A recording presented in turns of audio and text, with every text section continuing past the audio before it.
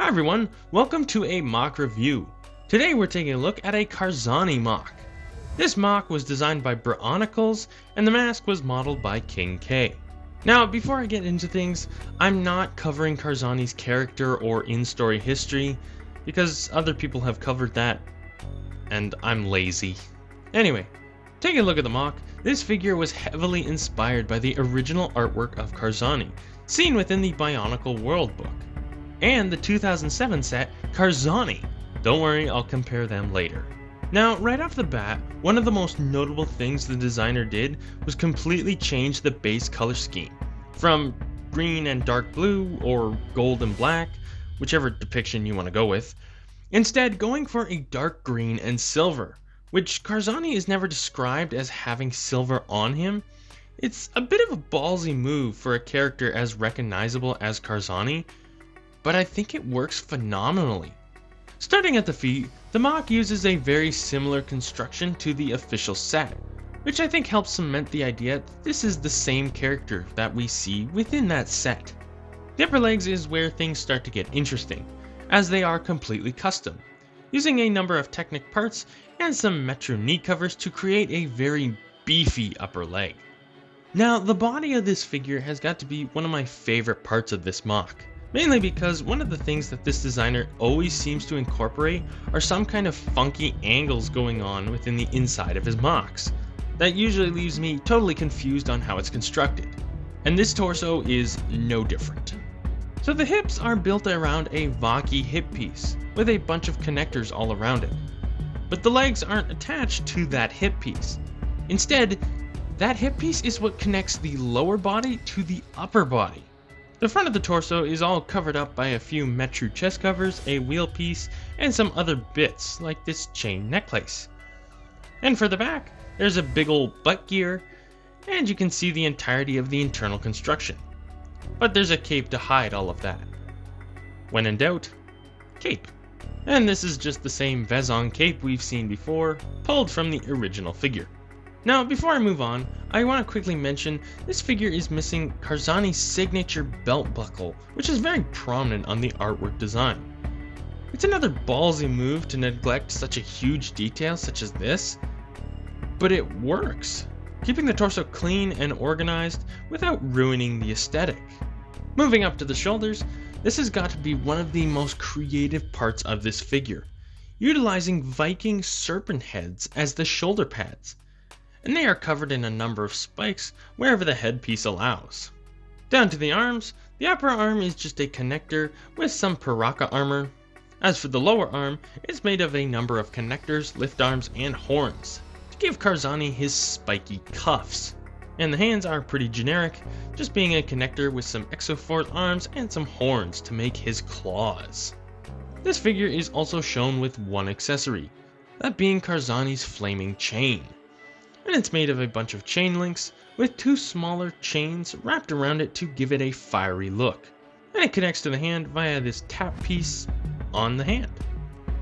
Lastly, Karzahni wears the Kanohi Olisi, Mask of Alternate Futures, and it mounts to the figure via a Metru head and a small CCBS connector.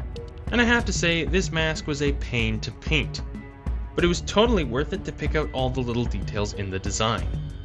So overall, I think this is a really solid looking MOC that does a great job representing the character of Karzahni. Alright, articulation wise, first off I'm just going to remove the chain. We don't need that for this, it's a chain. Alright, so starting at the feet you have a standard ball joint here. Can go forward that far, back that far. You get crazy ankle tilt, and then you get your full rotation, all that good stuff. So knees can go straighten out all the way, and then they can bend back 90 degrees.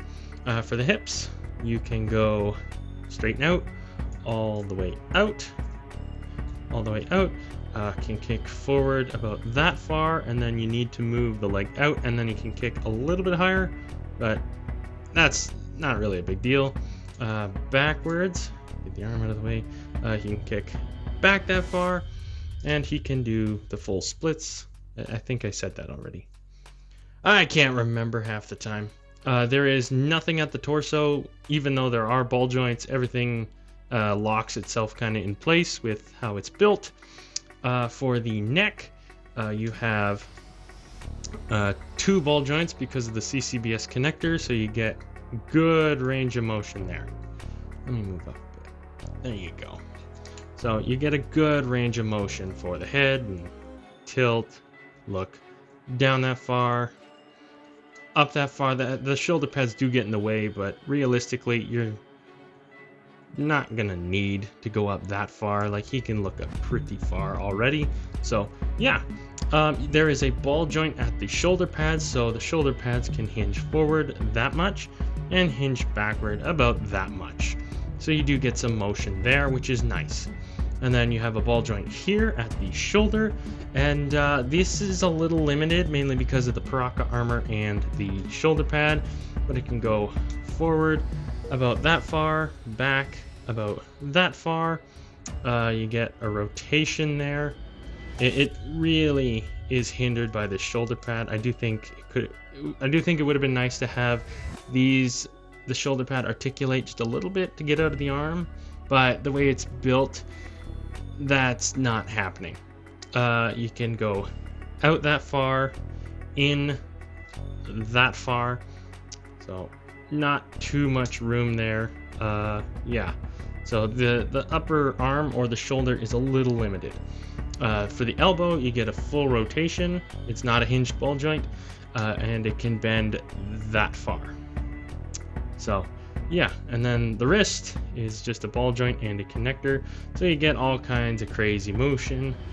Your rotation, tilt, hinge, tilt that much, and then you have hinges at each one of the fingers, and then you have 2 points of articulation at the thumb, so he can do all the crazy finger flailing, rah, you know, all that good stuff.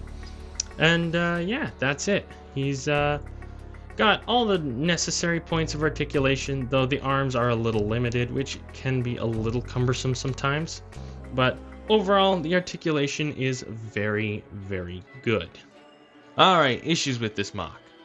First off, the connection that holds the shoulder pads and the arms to the body is a little flimsy, mainly because of some of the unorthodox connections on the inside. So when posing him, sometimes it can fall apart. As well, the back is kind of empty. I do think this area could have been filled in a bit more to help accentuate the hunch this figure has going on.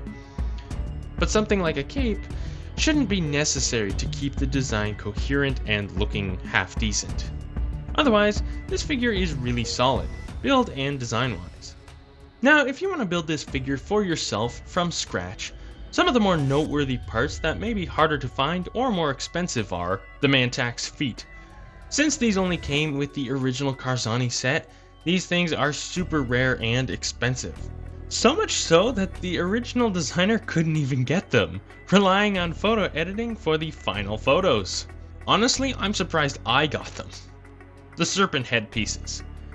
These parts are more annoying to find since they are a very specialty piece, though from what I've found, they're not usually too expensive.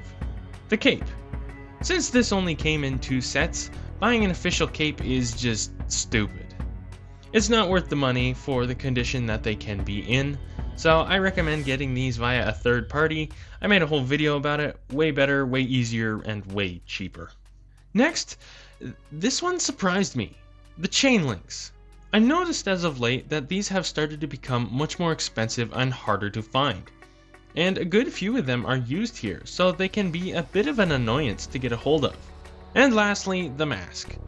Now obviously this is a custom part, so you will need to print this off yourself or via a third party. This mask specifically is designed by Khingk, and I will put a link into the description where you can find this or alternatives. Alright, size wise, this Karzahni comes in at the top of the horns, about 22 centimeters or 8 5/8 inches. From shoulder pad to shoulder pad, the tips of the serpent snouts there is approximately 15 centimeters or 6 inches. Size comparison wise, here he is next to a Mata, a Metru, and an Anika. Now, I couldn't find my Garen on hand, but I do have something that will suffice. Here he is next to my Dazalk MOC. And I like this scale. The Voyatoran next to the big old Karzahni. Looks good. Here's Karzahni next to his brother Artaka. This is my modified version. And Artie's a big guy. And honestly, seeing these two together, I'd love to see Bruh's version of Artaka. So, just in this scale, I think it'd look cool. And of course, the comparison you've all been waiting for. Here is Bruh's Karzahni next to the official Karzahni.